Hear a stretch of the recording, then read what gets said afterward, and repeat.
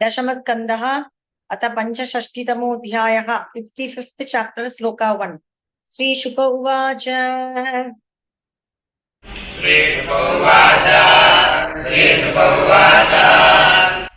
भद्रकुरु श्रेष्ठ भगवान् रथमास्थितः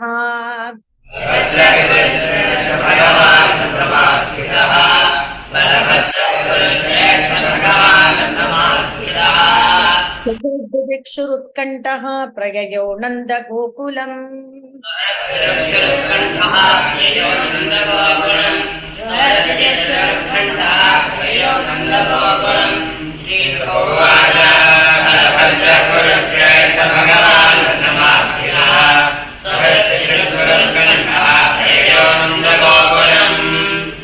रक्तश्चिरोत्कण्ठैः गोपैर्गोपीभिरेव च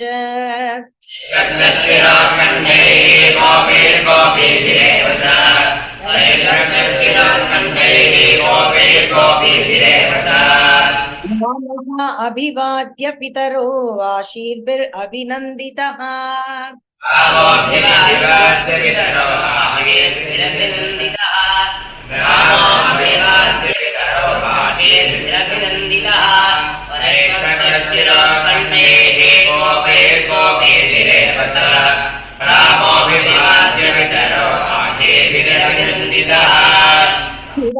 पाहिदाशार्हं सानुजो जगदीश्वरः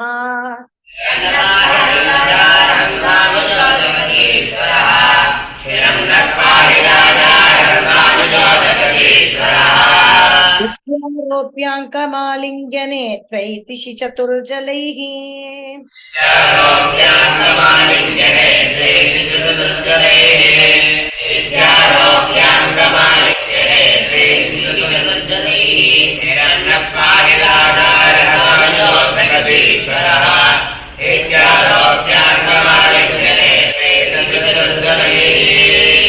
उपवृद्धांश्च विधिवत् यविष्टैरभिवन्दितः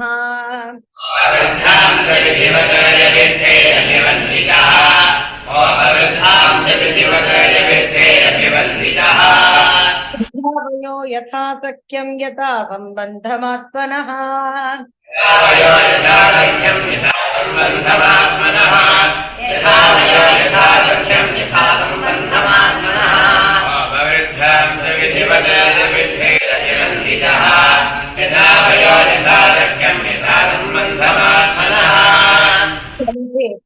गोपालान् हास्यहस्तग्रहादिभिः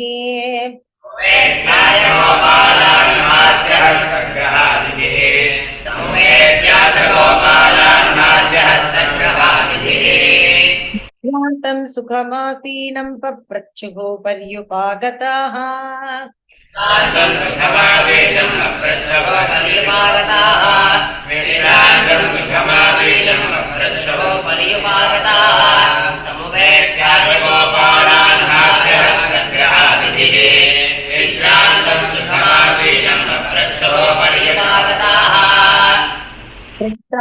चानामयं स्वेषु प्रेम गद्गदया गिरा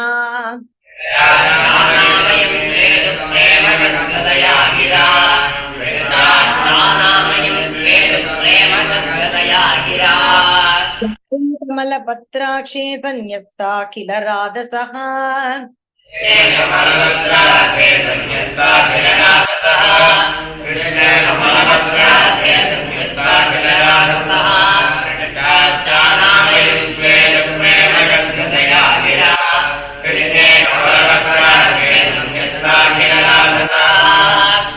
किन्नो बान्धवा राम सर्वे कुशलमासते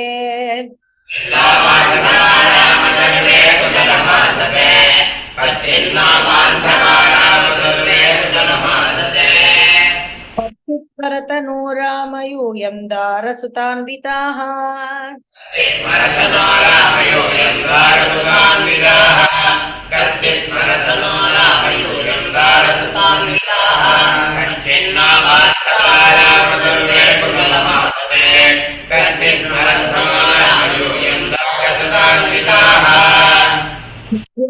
सोहतः पापो दृष्ट्या मुक्ता सुहृज्जनाः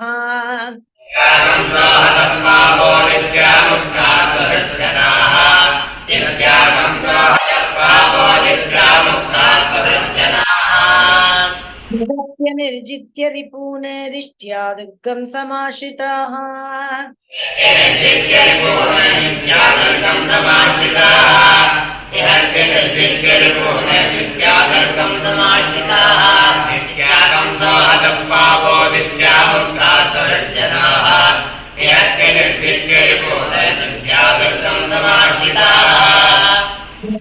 सन्ध्यः पप्रचूराम सन्दर्शनादृताः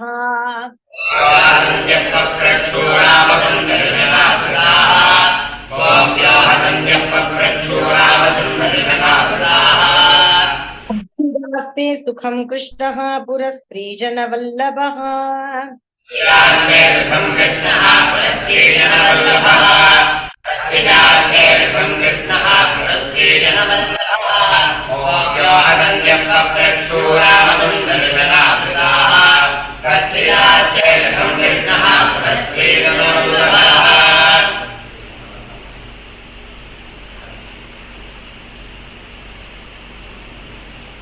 क्रीडास्ते सुखं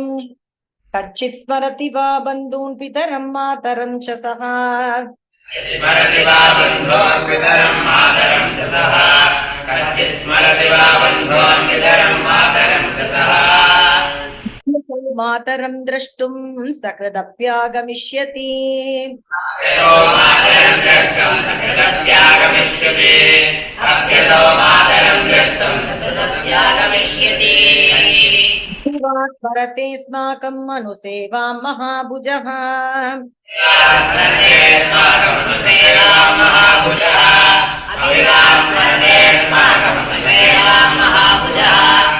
स्मरति वा बन्धून् पितरं मातरं च सः अभ्यतो मातरं द्रष्टुं सकृदप्यागमिष्यति अपि वा स्मरते स्माकं अनुसेवां महाभुजः पितरं भ्रातॄन् पतीन् पुत्रान् स्वश्रीरपि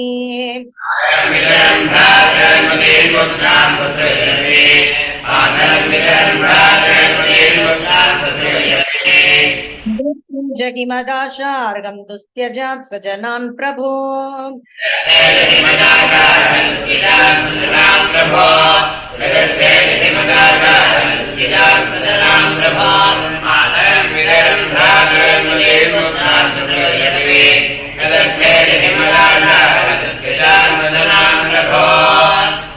सद्यः परित्यज्य गतः सञ्छिन्न सौहृदः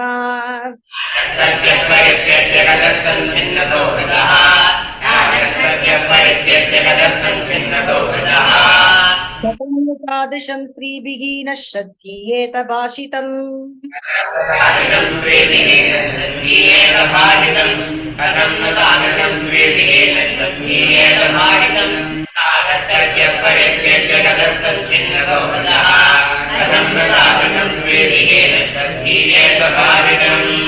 तपन्नु गृह्णन्त्यनवस्थितात्मनो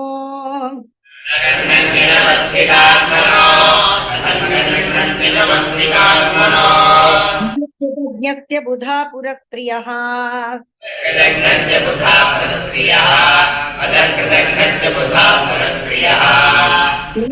वै चित्रकतस्य सुन्दरस्मितावलोकोऽश्वसितास्वरातुराः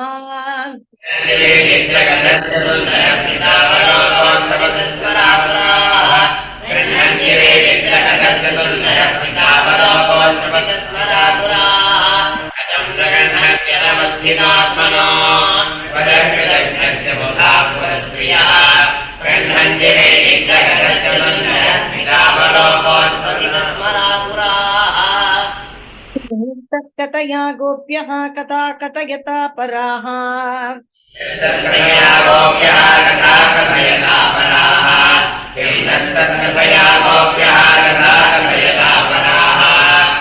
वाक्यस्माभिर्विना कालो यदि तस्य तथैव नः